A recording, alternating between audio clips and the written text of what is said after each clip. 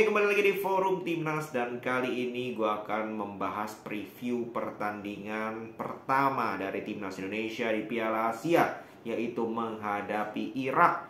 Ya, dan tadi gue baru saja selesai nonton pertandingan di grup D juga antara Jepang berhadapan dengan Vietnam, di mana skor akhirnya adalah Jepang unggul 4-2 menghadapi Vietnam.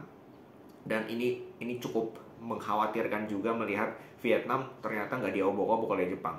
Ya, Vietnam mampu, ya padahal shotnya cuma 5, tapi dia mampu menciptakan 2 gol. Artinya cukup efektif ya Vietnam ini, terutama dari set piece. Ini yang harus diantisipasi juga. Karena kita kalau lihat kita menganalisa juga harus menganalisa kekuatan lawan juga, karena itu penting. Karena Indonesia akan ketemu Vietnam nanti. Tapi selain itu kita fokus saja ke pertandingan besok antara Indonesia menghadapi Irak. Ini pertandingan ulangan sebenarnya. Kita sudah pernah ketemu di kualifikasi Piala Dunia dan mainnya memang di Irak. Kita dibantai 5-1. Tapi yang gue lihat di pertandingan kemarin, kita itu dapat 4 shots on target, kita kebobolan 5. Artinya Irak ini nggak sebagus itu.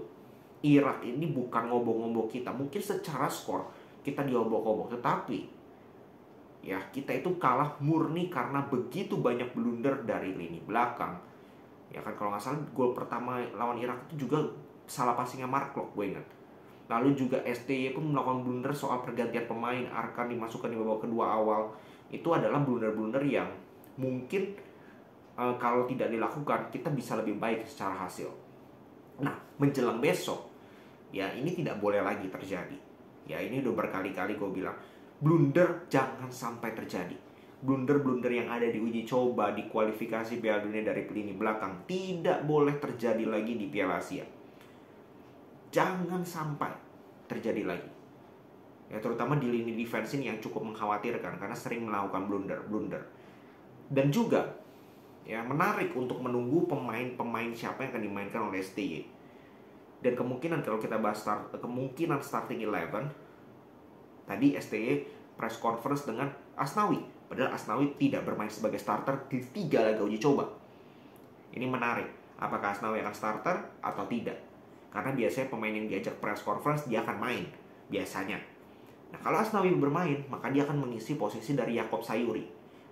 Yaakob Sayuri bisa bermain, bisa tidak. Yaakob Sayuri bisa digeser ke kiri atau dijadikan winger di depan juga bisa. Nah, kemungkinan starting 11 seperti apa? Kiper gue bilang Hernando. Ya, Nadeo baru bergabung, kemungkinan tidak akan bermain juga. Hernando yang akan main sejak awal. Lalu 3 center back, 3-4-3 ya, kemungkinan besar akan bermain. 3 center back siapa?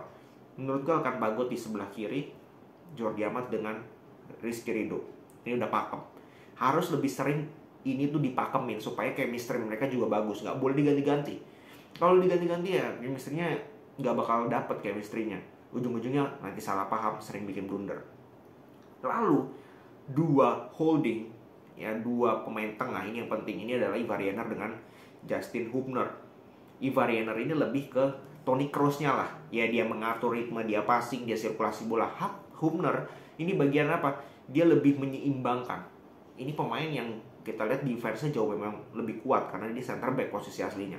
Jadi untuk duel di lini tengah ini penting karena Irak ini pasti main duel, pakai fisik mereka.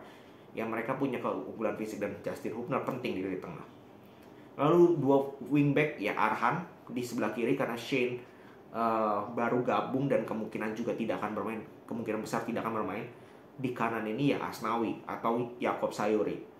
Nah untuk 3 pemain depan ya sebenarnya gue sih berharapnya Rafael Strike, Marcelino dengan Ramadan Sananta.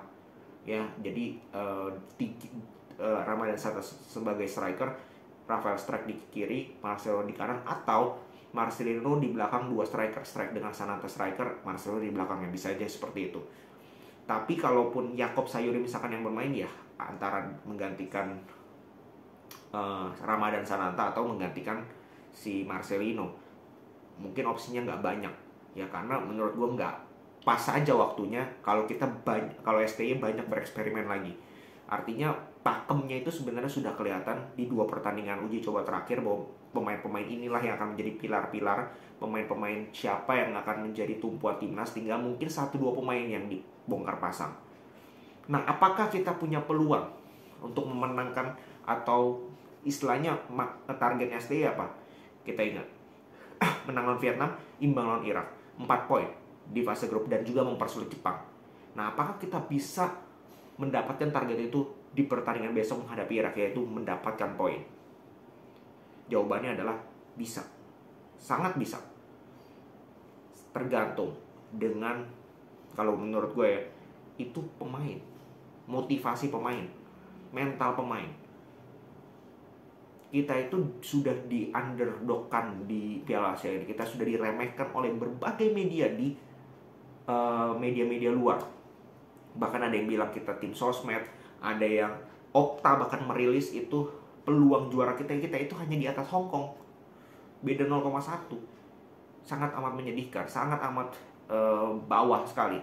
Nah, ini yang menurut gue, hal-hal ini kita diremehkan, kita dianggap lemah. Ini justru harus menjadi motivasi bagi para pemain untuk membuktikan bahwa kita nggak selemah itu loh, kita nggak lemah loh, kita bisa loh berbicara banyak di Piala Asia ini. Mungkin kita nggak jauh ya melangkahnya, tapi at least orang jadi nggak nganggap kita rendah, orang jadi nggak nganggap kita sebelah mata, ibaratnya seperti itu. Nah, kalau motivasi ini bisa ditanamkan oleh pemain, mereka bermain fight di lapangan 90 plus menit yang akan berlangsung besok, nggak 100% tapi 120-150%, dan nggak bikin blunder, menurut gue kita punya peluang. Irak itu nggak hebat-hebat amat. Ini kita harus fair ya melihat. Ya, kita kalau 5-1 itu dari 4 shots on target, bukan dari 25 shots on target, bukan dari 25 shots maksud gue. Kalau kita diserang terus, kita parkir bus, kita boleh bilang, oh iya, Irak memang kualitasnya di atas kita, tapi buktinya enggak. Dan beberapa gol terakhir kan counter, dimana kita lebih offense di situ, kita keteteran. Nah, kalau besok kita bisa misalkan mencuri gol pertama, ini penting. Gol pertama itu penting untuk meningkatkan kepercayaan diri, meningkatkan mental, karena kita main bukan di home. Ya, kita bermain di tempat netral, away dua-duanya, di Qatar. Ya, dan semoga pemain tidak demam panggung. Mungkin demam panggung 10-15 menit. Tapi setelah itu harusnya lebih bagus lagi, lebih tenang lagi. Apalagi kalau 10-15 menit ketika kita demam panggung, kita bisa curi gol. Itu jauh lebih bagus kalau menurut gue. Jadi ini tergantung bagaimana lebih ke motivasi pemain, lebih ke fighting spirit pemain. Ini yang gue bilang menjadi faktor yang sangat penting. Ya, dan juga apa? Jangan bikin blunder. STI pun jangan bikin blunder. Jangan eksperimen malah di sini dengan gonta-ganti banyak pemain. Lebih stick aja gitu dengan misalkan 2 laga uji coba terakhir. Pemain-pemainnya nggak usah banyak perubahan. Mungkin 1-2 perubahan it's okay. Tapi kalau sampai 4-5 perubahan lagi, ya itu menurut gue udah nggak beres, nggak bener.